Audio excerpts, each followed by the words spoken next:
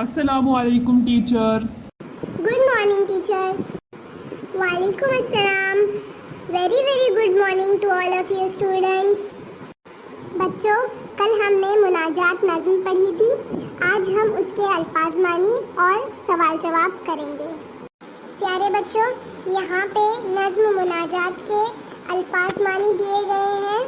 آپ کو اپنی کاپی میں یہ الفاظ مانی اتارنا ہے اور ان کے مطلب بالکل دھیان میں رکھنا ہے اور اچھی طرح سے انہیں یاد کرنا ہے۔ بچوں، اب ہم اس کے سوال جواب شروع کر رہے ہیں۔ یہ ایک جملے میں جواب کا پہلا سوال ہے۔ اس نظم کے شاعر کب اور کہاں پیدا ہوئے؟ اور اس کا جواب نیچے والی لائن میں دیا گیا ہے۔ اس نظم کے شاعر 15 ستمبر 1885 کو پانی پت میں پیدا ہوئے۔ اسی طرح آگے کے سوال اور جواب بھی بورڈ پر میں آپ لوگوں کو دکھا رہی ہوں۔ آپ لوگوں کو اپنی کاپی میں اسے لکھنا ہے اور یاد کرنا ہے۔ نظم کے پہلے شعر میں شاعر نے اللہ کی کون سی صفات بیان کی ہے؟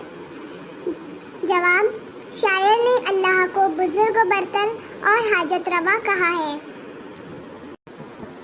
اللہ کن لوگوں کا سہارا ہے؟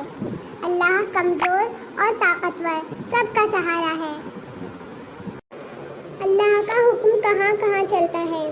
جواب: اللہ کا حکم دنیا کے ہر ذرے پر چلتا ہے۔ اللہ کا دست قدرت کیا کر سکتا ہے؟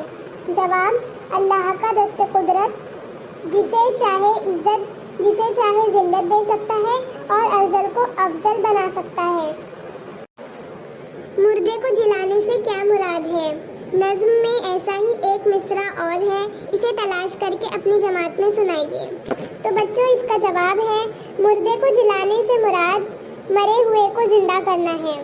اور اسی طرح کے ایک مصرعے کی مثال یہ ہے کہ پزمردہ کھیتیوں کو تو نے ہرا کیا ہے، یعنی مری ہوئی کھیتیوں کو، اجڑی ہوئی کھیتیوں کو تو نے ہی ہرا کیا ہے۔